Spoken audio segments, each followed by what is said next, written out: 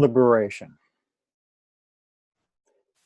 When some people hear this word, they think of the struggles, the difficulties of the social, economic, and political transformation that this world needs.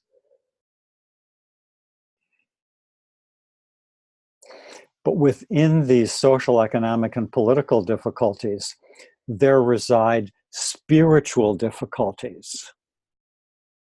And if we make liberating progress there, it'll transform the work of achieving the planetary changes on these other levels.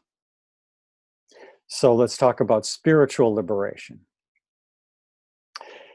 Spiritual liberation from the obstacles that keep us from experiencing the new life in the spirit.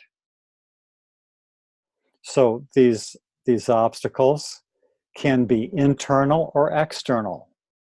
They can be our own stuff, our own anxieties, or getting caught up in the self-centered materialistic rat race of money, sex, and power. Or it can be arrogance and intolerance, and whatever it is, these inner resistance have the effect of blocking, eclipsing our experience of the spiritual life of love and mercy and joy and so on. The external obstacles may be health issues. They may be matters over which we have very little control.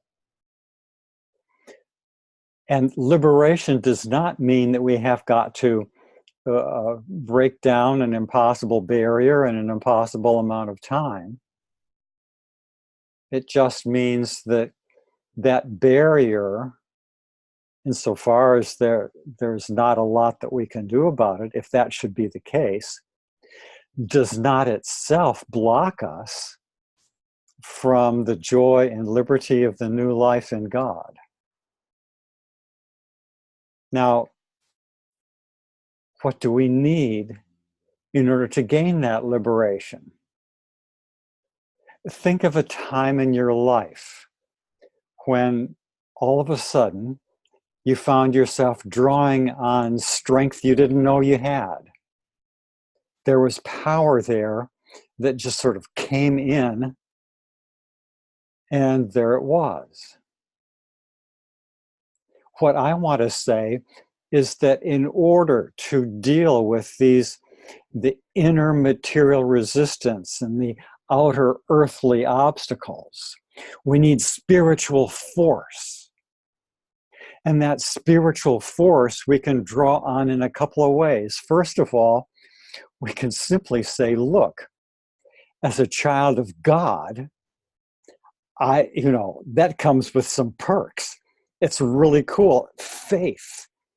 The faith to recognize that this transforming of our identity as a son or daughter of God brings with it the power to do these things.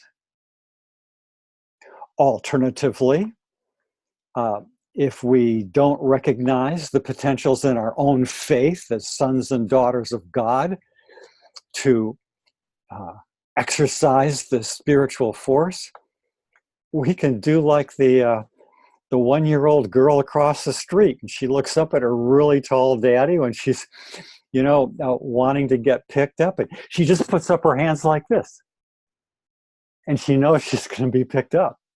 It's not like, will you please pick me up?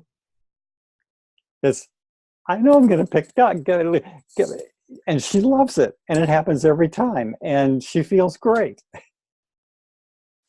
And by allowing ourselves to be picked up by God, we find in this storehouse of goodies what we need. The power is there. And when we apply it as force to the dissolving of these obstacles and resistances, there we are. Liberation by the application of spiritual force to inner resistance and outer obstacles.